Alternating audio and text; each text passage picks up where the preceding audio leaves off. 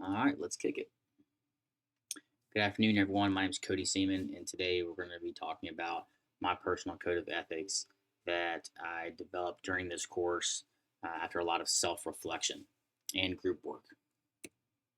So, the purpose today, or the purpose of this code, is to basically solidify what ethical standards I feel are most important to me that are going to help guide and lead me through life's many challenges.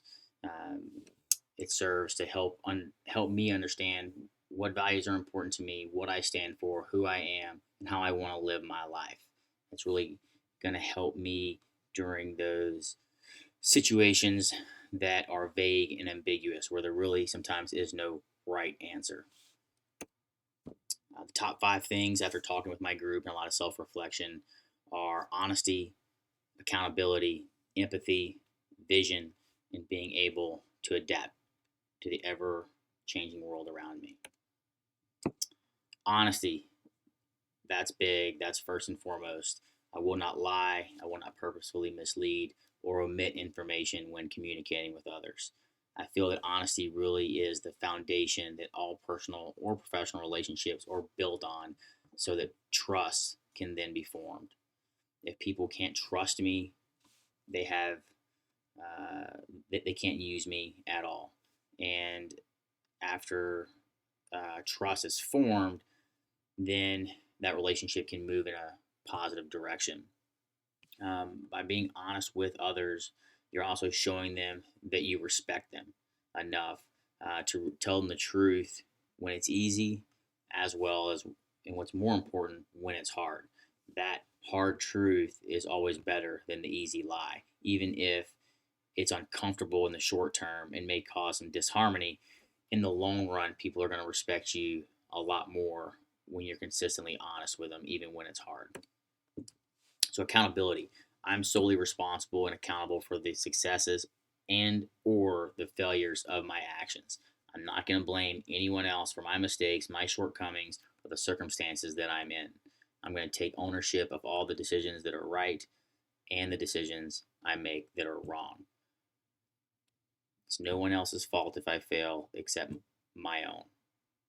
Um, Aristotle talks about this a little bit in Book 2 of Nicomachean Ethics when he says, moral virtue comes about as a result of habit. And you've also may have heard the quote, we are what we repeatedly do.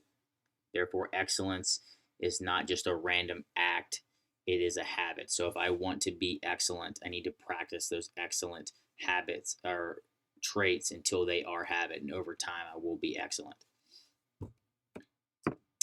Empathy.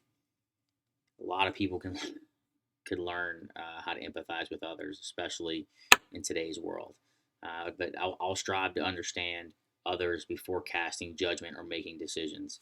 And in order to do this, I need to, number one, listen unbiased and objectively to everything the other person has to say, and then ask questions to really kind of deep dive into what they're saying in order to find the root of either what they're saying or the root of the problem. And I feel as if this mirrors some of our Jesuit moral reasoning of casuistry that we learned earlier in this course, where instead of putting situations in random boxes, you're deep diving into every single unique situation and every single unique person and coming up with novel responses to them.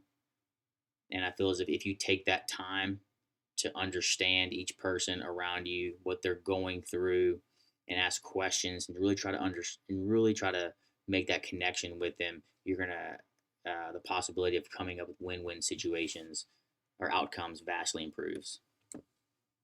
Vision. I will set short and long term principled objectives to guide my path. I feel as if this is a big thing that separates our managers from our leaders. Leaders have the ability to have that forethought and that vision and plan accordingly and then inspire others to follow. I feel as if you can never live your life to its fullest potential without setting lofty goals, number one.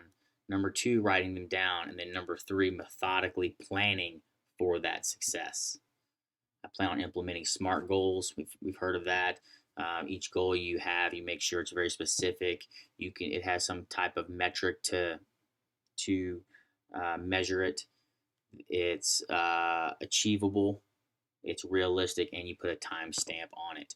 And no matter what my goal is, I need to ensure that the means justify the end. The end cannot justify the means.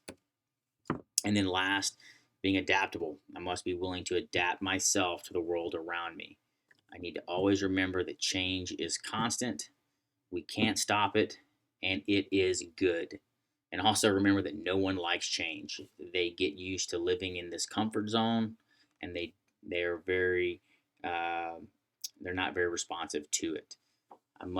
If I'm unwilling to adapt to the ever-changing world around me, I will become ignorant. I will become irrelevant, and I'm going to be stuck in a world that no longer exists. I need to understand that I must let go of that comfort zone in order to grow and get rid of that mentality of, well, that's just the way it's always been done, and be comfortable with that. I must always look ahead to the future and adapt to that change and look at it as an opportunity to learn. No business, no entity, no government has ever stood the test of time by not uh, staying stagnant. So I'd like to thank all of you for being here, listening to me ramble on for 5 minutes. I'd like to thank Professor Wade for helping me question my own ethics and what I stand for and why. And I'd like to thank my team spread across the U.S. that helped me, um, that really helped me question my top 5. So thank you all, and good luck to you.